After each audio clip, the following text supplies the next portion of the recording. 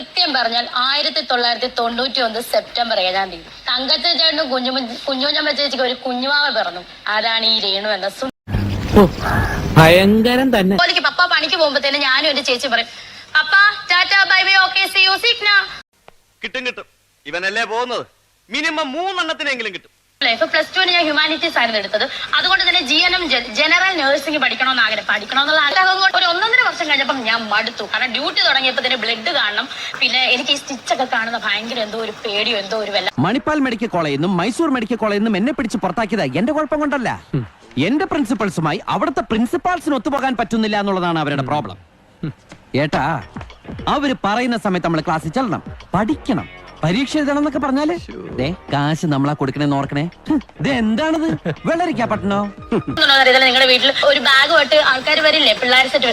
അങ്ങനെ ഞാൻ പോയി, അങ്ങനെ പോയത് മാനേജർ ആകാൻ പോയതാ. പക്ഷെ അവിടെ ചെന്നിട്ട് കോഴിക്കോട് കടാപ്പുറത്തോട് ഞാൻ വിട്ടു ഒരാഴ്ച കൊണ്ട് അതും നിന്ന് വീട്ടിൽ സീറ്റിൽ ഇരിക്കാൻ ഞാൻ യോഗ്യതയുള്ളവളായിരിക്കുന്നു.